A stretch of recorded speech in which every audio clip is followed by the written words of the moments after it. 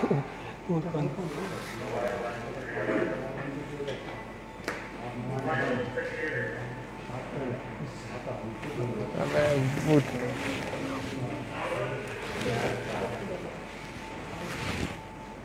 कर पाते हो तो टाइम वेस्ट क्या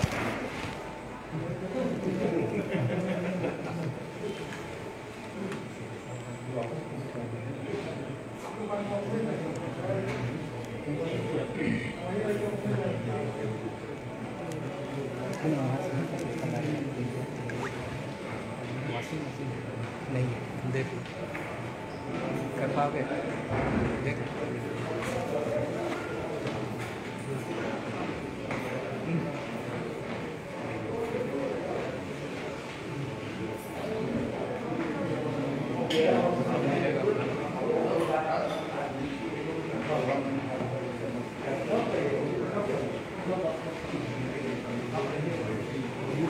देखिए सामने से देखते नहीं पाएगा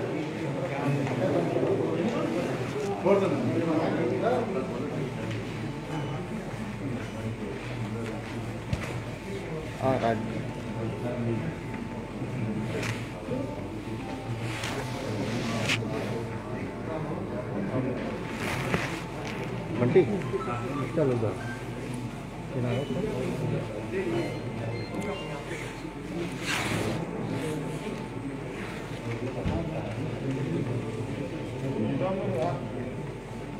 आपको बिजनेस करने के लिए तो सब सरकार दे ही रहा है, तो भगवान आप देखे नहीं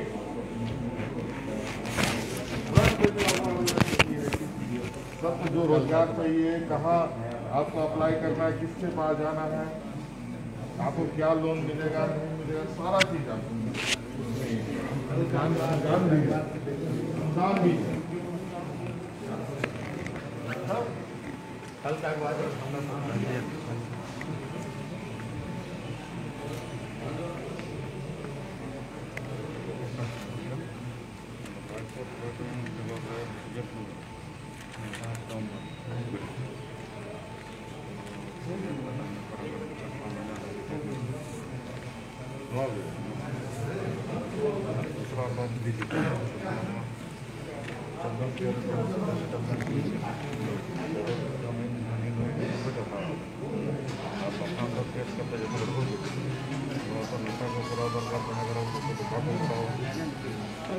दवा सर्वे जरूरी है। अरे भैया अरे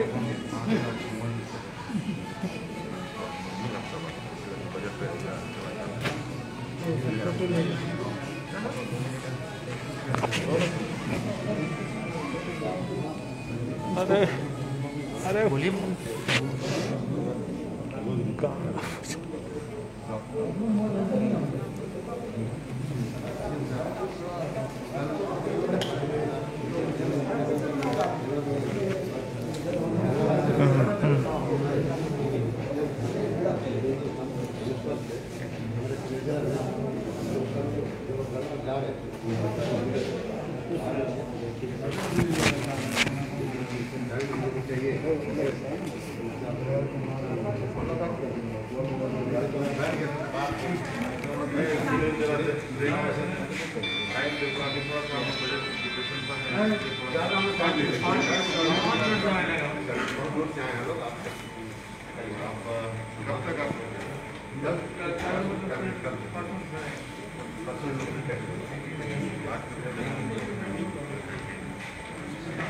बहुत छोटा सा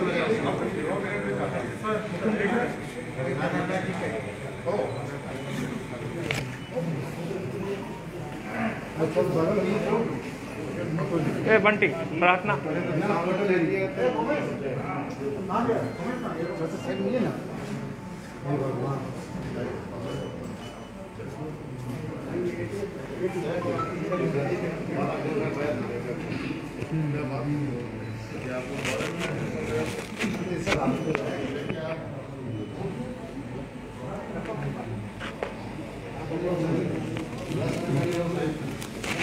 चलिए थोड़ा साइड हो गया।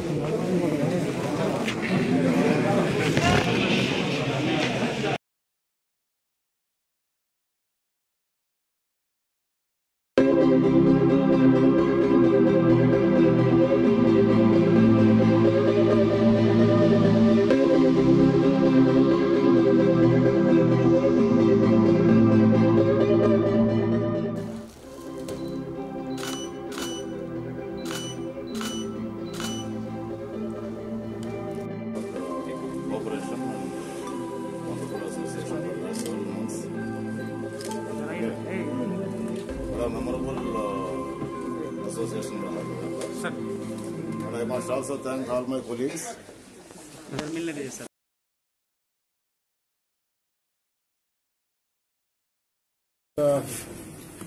विमर्श कर रहे थे कहाँ समस्याएं हैं, किस प्रकार की समस्याएं हैं, क्या इंटेंसिटी है समस्याओं की, किन इलाकों में है।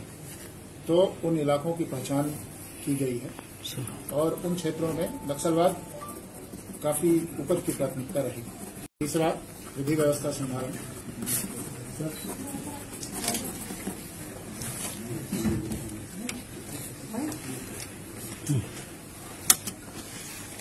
चौथा, उच्च कोटि का त्वरित अनुसंधान। पांचवा, उच्च कोटि का त्वरित अभियोजन। छठा, आम नागरिकों से पुलिस द्वारा शालीन व्यवहार। सातवां, पुलिस कर्मियों का कल्याण, खासकर उनके रहने की स्थितियों और काम करने की स्थितियों में सुधार। और last but not the least, पूरे पुलिस संगठन को एक टीम के रूप में रखना और एक संगठित टीम के रूप में काम करना।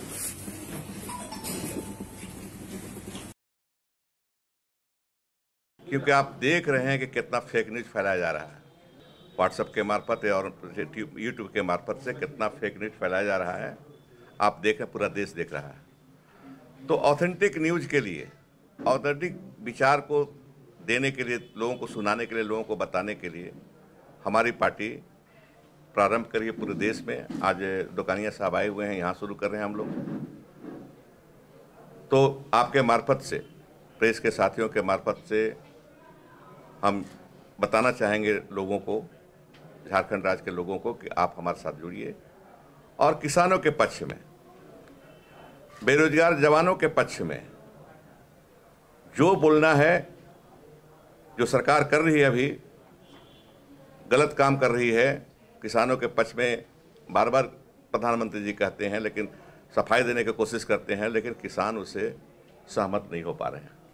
जो 3 कानून बने हैं वो समझते हैं प्रधानमंत्री जी कि किसान लोग आज पहले वाले किसान हैं 15 अगस्त 1947 वाले, और वो पढ़े लिखे नहीं हैं। जो कह देंगे प्रधानमंत्री जी और लोग तो उसको सुन लेंगे और उसी अनुसार करेंगे, ऐसा नहीं है। पढ़े लिखे नहीं। तीनों कानूनों को किसानों ने पढ़ा और तब नकारा कि तीनों कानून उनके हितैषी नहीं बल्कि विरोधी हैं। सोशल मीडिया में खूब चला रहे हैं लोग, सरकार के पक्ष दे रहे हैं, और आर्टिकल भी छप रहा है तरह तरह का। हमको तो पढ़ करके गजब लगता है कि क्या भाई इतनी ईमानदारी नहीं है बड़े लेखकों में कि सही चीज़ को बोल पाएँ। भाई एमएसपी का क्या होगा, कह देने से हो जाएगा कि एमएसपी देंगे, है ना। तो प्रधानमंत्री जी 15 लाख भी देने बोले थे, और डीमोनेटाइजेशन के समय में बोले थे कि काला धन निकल आएगा, कहीं तो कुछ नहीं हुआ। तो हम कैसे मानेंगे कि एमएसपी जारी रहेगी।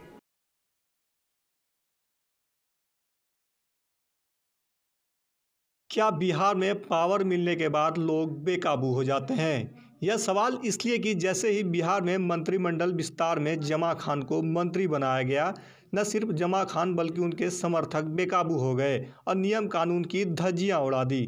जी हाँ, जो तस्वीर हम आपको दिखाने जा रहे हैं, यह तस्वीर सासाराम के एक टोल प्लाजा की है, जहां से मंत्री तो मंत्री के समर्थक भी बिना टोल लिए निकल गए और कर्मी देखते रह गए। देखिए इस वीडियो में एक नहीं करीबन 17 गाड़ियां कैसे एक एक करके बिना टोल दिए क्रॉस कर रही है। क्या आम आदमी इस तरह से टोल पार कर सकता है? दरअसल मंत्री बनने के बाद जमा खान अपने समर्थकों के साथ भभुआ लौट रहे थे, तो रास्ते में पड़ने वाले टोल को मंत्री की गाड़ियों के लिए खोल दिया, क्योंकि मंत्रियों को यह सुविधा है कि उनको टोल नहीं देना है। लेकिन मंत्री के गाड़ी के साथ एक एक करके 17 गाड़ियां जो उनके समर्थकों की थी बिना टोल लिए निकलती रही। यह तस्वीर आपको समझने के लिए काफ़ी है कि बिहार में सुप्रीम कोर्ट के आदेश की धज्जियां कैसे उड़ाई जाती है। ये नज़ारा आज सासाराम टोल प्लाजा पर देखने को मिला, जहां सासाराम टोल प्लाजा पर नीतीश कुमार के मंत्री जमा खान के समर्थकों ने टोल प्लाजा के नियम को धता बताते हुए बिना टोल दिए पार कर गए। इस बारे में जब टोल के अधिकारी से पूछा गया तो अधिकारी भागते नजर आए। दरअसल मंत्री बनने के बाद पहली बार बिहार सरकार के अल्पसंख्यक कल्याण मंत्री जमा खान पटना से भभुआ जा रहे थे। टोल नियम के अनुसार सिर्फ मंत्री और स्कॉट गाड़ी को छोड़कर किसी भी वाहन को कोई छूट नहीं है। पावर मिलने के बाद इस तरह की हरकत पर नीतीश कुमार क्या कहेंगे? आमतौर पर आम जनता के लिए टोल वाले कई नियम बताते हैं, पर मंत्री को देख टोल कर्मी भी सलामी दागते रहे, क्योंकि यह रसूख की बात है।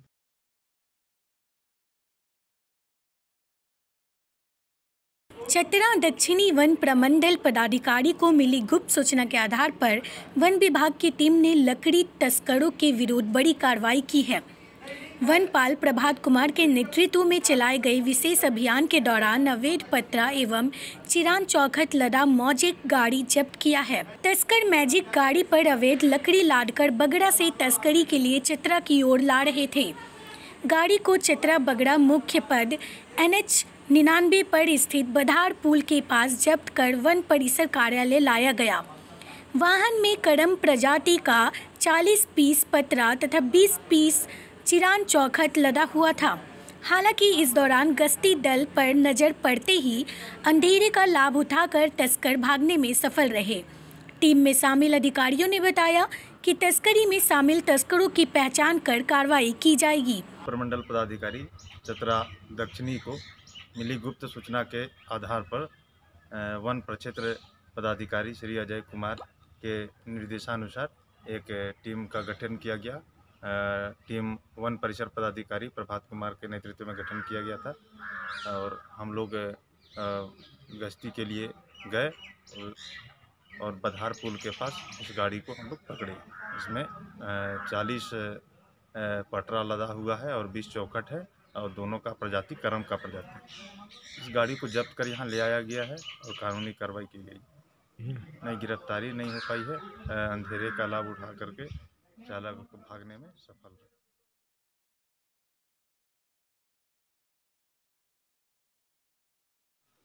स्वास्थ्य सचिव के संयुक्त सचिव दिलेश्वर महतो चतरा पहुंचे।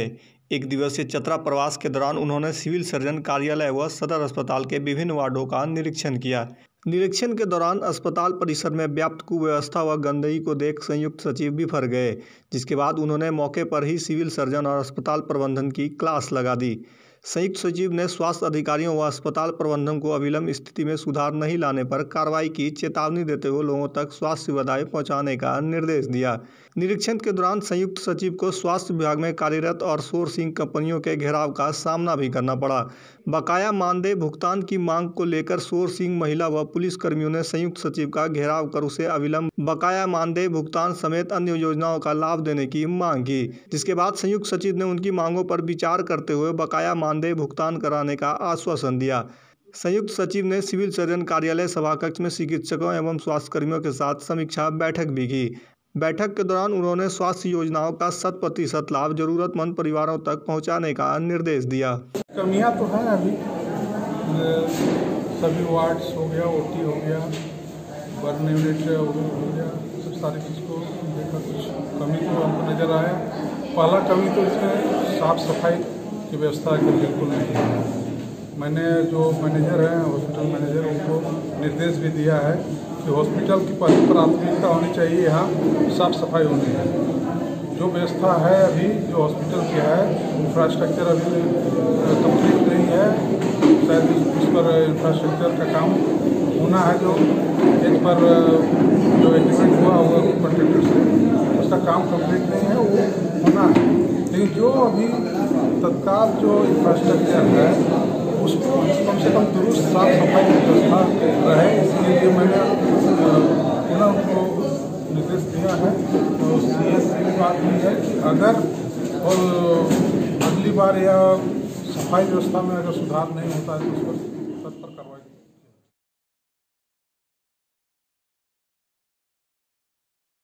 चतरा जिला मुख्यालय से 30 किलोमीटर की दूरी पर स्थित सिमरिया प्रखंड के चालकी और सेरंदाग गांव में गरीबी का दंश झेल रहे महिलाओं ने JSLPS संस्था की मदद से केसर की खेती कर गरीबी दूर करने की ठान ली है।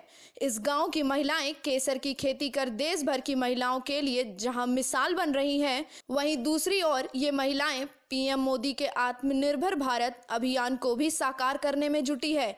यहाँ की महिलाओं ने अक्टूबर में केसर लगाया था। 6 से 7 माह में केसर तैयार हो जाता है। इससे महिलाएं अच्छी आमदनी पाकर अच्छा जीवन भी जी सकती हैं। गांव की महिला सरिता देवी ने कहा कि JSLPS के समूह से जुड़कर केसर की खेती करने का परीक्षण लिया, जिसके बाद ऋण लेकर केसर की खेती कर लाभ कमा रही हैं। वहीं पति के बैठ जाने के बावजूद घर के खर्चे व बच्चे की पढ़ाई का भी बीड़ा उठा रही हैं। चतरा में पहली बार महिलाओं ने केसर की खेती करना शुरू किया है। इस केसरिया सोने की खेती से यहाँ के महिलाओं को लागत में 25 गुना मुनाफा होने की उम्मीद है। अप्रैल तक फसल तैयार होने की संभावना है। बाजार में गुणवत्ता के आधार पर केसर के 80,000 से 1 लाख रुपए प्रति किलो के भाव हैं। JSLPS से जोड़ कर लिए हैं रिंग लेकर और केसर की खेती कर रहे हैं। उसमें भी हमको लाभ हो रहा है और उसमें भी बाल बच्चा के भी पढ़ा रहे हैं और मेरा पति भी बैठ गए हैं। उससे केसर खेती करके हम आजीविका बढ़ा रहे हैं। लाखों का आमदनी का कारोबार है। उसमें बैठ गए घर पर ही केसर की खेती करने के लिए सोचे हम कि कैसे हमको आमदनी बढ़े और बाल बच्चा भी पढ़ाएं। दूसरी तरफ राजकुमारी देवी ने बताया कि गांव की महिलाओं के कहने पर समूह से जुड़ने के बाद 30,000 का ऋण लेकर केसर का बीज खरीद कर खेती कर रहे हैं। यहां की महिलाओं ने 1 एकड़ से अधिक जमीन पर केसर की खेती शुरू कर दी है और केसर की खेती करना शुरू किए हैं। JSPL से जुड़े हैं और खेती करके इसे अच्छा बिक्री होना शुरू हो गया है और इसी से कुछ आमदनी करके बाल बच्चा को पढ़ाना लिखाना भी हो रहा है। अच्छा।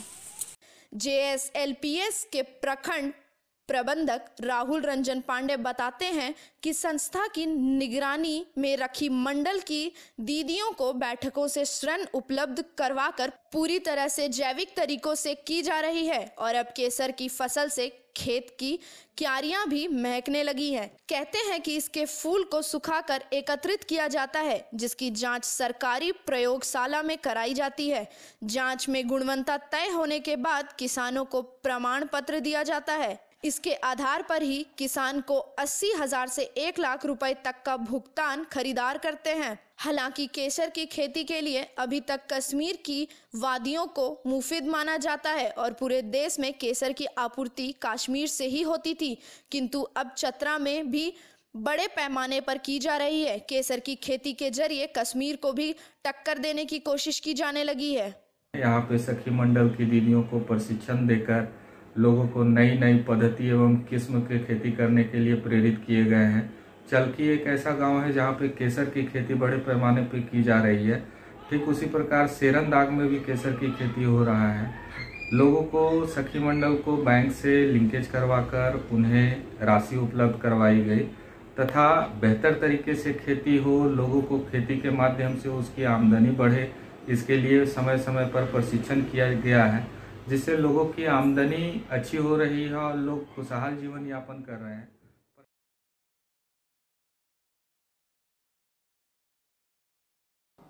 कल प्रधानमंत्री जी ने अपने भाषण में विपक्ष के बारे में बोला था कि विपक्ष आंदोलन की बात कर रहा है, मगर जो कृषि कानून है उनके कंटेंट के बारे में और उनके इंटेंट के बारे में विपक्ष नहीं बोल रहा है। तो मैंने सोचा आज प्रधानमंत्री जी को खुश करें और जो 3 किसान के बिल हैं, खेती के बिल हैं, उनके कंटेंट का और इंटेंट का की बात करें। हाँ, बजट पे बोलेंगे। आप शांत हो जाइए प्लीज।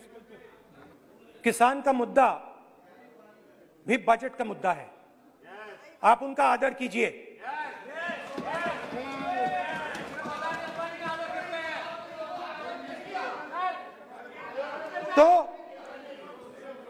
तो बात है कि इन तीन कानूनों का कंटेंट और इंटेंट क्या है। तो पहले कानून का कंटेंट क्या है? पहले कानून का कंटेंट है कि कोई भी व्यक्ति देश में कहीं भी कितना भी अनाज, सब्जी, फल खरीद सकता है। जितना भी खरीदना चाहता है खरीद सकता है। तो अगर खरीदी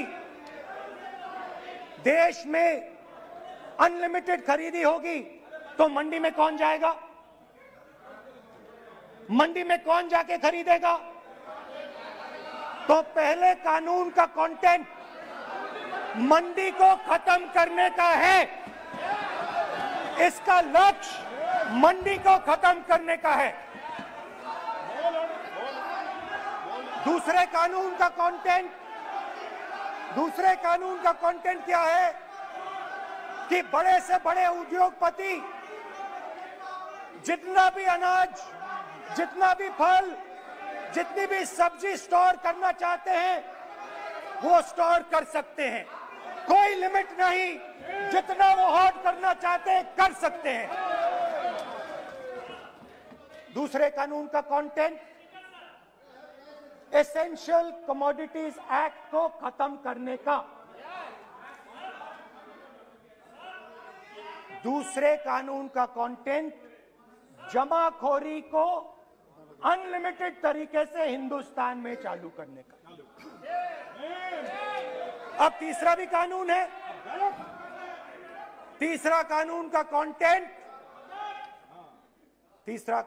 कंटेंट जब एक किसान हिंदुस्तान के सबसे बड़े उद्योगपति के सामने जाकर अपने अनाज के लिए, अपनी सब्जी के लिए, अपने फल के लिए सही दाम मांगे तो उसे अदालत में नहीं जाने दिया जाएगा। तीसरे कानून का कंटेंट आपको याद होगा, सालों पहले फैमिली प्लानिंग का एक नारा था। आपको याद होगा, हम दो हमारे दो। अब मैं इंटेंट की बात करता हूं, कानून के इंटेंट की बात। आज क्या हो रहा है? जैसे कोरोना दूसरे रूप में आता है वैसे ही ये नारा दूसरे रूप में आया है। आज इस देश को 4 लोग चलाते हैं, हम दो और हमारे दो। जैसे उस टाइम नाम सब जानते हैं, आप बोलो, आप डिस्टर्बेंस मत। हम दो हमारे दो, ये किसकी सरकार है? हम दो हमारे दो की। माननीय सदस्य इधर तो आप आसन को पहले कानून का इंटेंट बताता हूं। आप आसन को संबोधित करें। पहले कानून का इंटेंट, माननीय सदस्य आप आसन कि हमारे दो मित्रों में से एक जो सबसे बड़ा मित्र है उसको पूरे हिंदुस्तान के अनाज, फल और सब्जी को बेचने का अधिकार। यह है पहले कानून का इंटेंट। नुकसान किसका होगा? नुकसान ठेले वालों का होगा, नुकसान छोटे व्यापारियों का होगा, नुकसान जो लोग मंडी में काम करते हैं, लाखों लोग, उनका होगा। अब चलिए दूसरे कानून की इंटेंट की बात करते हैं। दूसरा कानून का इंटेंट दूसरे मित्र की मदद करने का है। दूसरे मित्र को पूरे देश में अनाज, फल और सब्जी की स्टोरेज की मोनोपोली दी जा रही है। आज दूसरा मित्र 40% हिंदुस्तान का अनाज अपने साइलों में रखता है। आने ये वाले कांग्रेस पार्टी की बैठक नहीं है, ये सदन है। और सब अगर बजट में साइलोज में रखेगा। ये सभा नहीं है। प्रधानमंत्री कहते हैं सर मैं अध्यक्ष जी आपको कहना चाहता हूँ, जब आपने बजट के लिए चर्चा के लिए पुकारा, मैं बता रहा हूँ, एक मिनट बैठिए। माननीय सदस्य, आज बजट पर चर्चा है, मैं आग्रह करता हूँ। प्रधानमंत्री कहते हैं बजट पर कि मैंने ऑप्शन दिया है। हाँ, आपने ऑप्शन दिया है, 3 ऑप्शन दिए हैं। पहला ऑप्शन भूख, दूसरा ऑप्शन बेरोजगारी, तीसरा ऑप्शन आत्महत्या। ये 3 ऑप्शन आपने दिए हैं। अब देखिए मामला क्या है। मामला ये है कि हिंदुस्तान का सबसे बड़ा बिजनेस, सबसे बड़ा व्यापार एग्रीकल्चर का है। अब बजट 40% आबादी इस पे जीती है, इससे जीती है। 40 लाख करोड़ रुपए का धंधा है। दूसरे कानून का इंटेंट है कि एक व्यक्ति को आप पूरे देश के अनाज की स्टोरिंग की मोनोपोली दे दो, और जब किसान अपने अनाज के लिए सही दाम मांगने जाएगा तो जिसके पास स्टोरेज की मोनोपोली होगी वो मार्केट में अनाज डालेगा और किसान से कम पैसे में खरीद करेगा। लक्ष्य है कि इस देश की जो रीढ़ की हड्डी है, किसान, मजदूर, छोटे दुकानदार, व्यापारी, उस रीढ़ की हड्डी को तोड़ के टुकड़े टुकड़े करके 2 मित्रों को दे दो। Sir rule 218 sir rule 218। Sir आपने माइक बंद कर दिया। बोलने दीजिए, माइक बंद कर दिया सर आपने। सर बैठिए, आप क्यों डिस्टर्बेंस कर। खैर, इससे होगा क्या? जब ये कानून लागू होंगे तो जो इस देश के किसान हैं, इस देश के मजदूर हैं, छोटे व्यापारी हैं, इनका धंधा बंद हो जाएगा। इनमें से किसानों की खेत चली जाएगी, किसान को सही दाम नहीं मिलेगा, छोटे दुकानदारों की दुकान बंद हो जाएगी, और सिर्फ 2 लोग, हम दो और हमारे 2 इस देश को चलाएंगे। हिंदुस्तान का फूड सिक्योरिटी का सिस्टम है वो नष्ट हो जाएगा, और पहली बार सालों बाद एक बार फिर पहली बार हिंदुस्तान के लोगों को भूख से मरना पड़ेगा।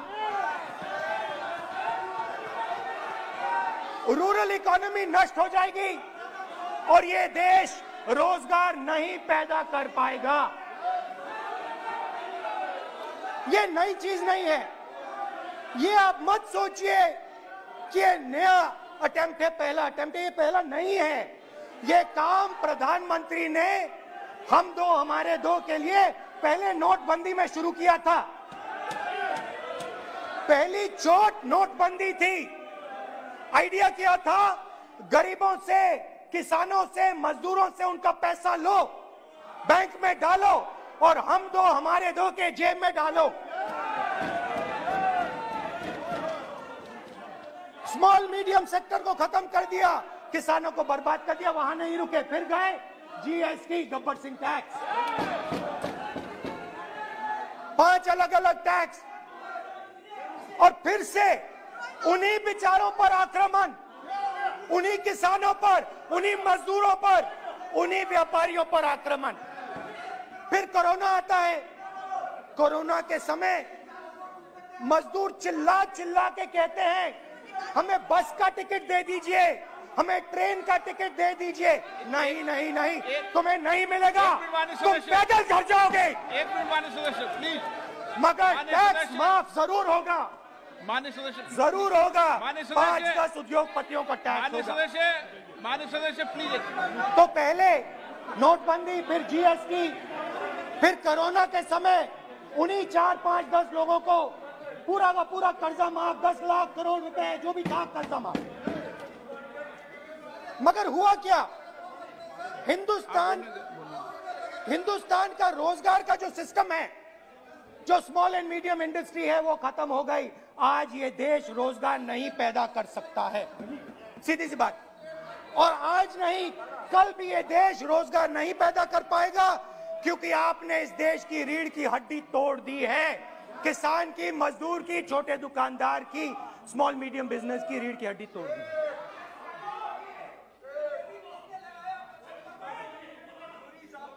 मगर ये मत समझिए कि ये किसानों का आंदोलन है। ये किसानों का आंदोलन नहीं है। आपको बात अभी समझ नहीं आई है। ये देश का आंदोलन है और ये किसान सिर्फ रास्ता दिखा रहा है। किसान अंधेरे में टॉर्च दिखा रहा है और एक आवाज से ये पूरा देश उठने वाला है। पूरा देश एक आवाज से हम दो हमारे दो के खिलाफ उठने जा रहा है। और ये याद रखिए, मैं कह रहा हूं, लिख के ले लीजिए।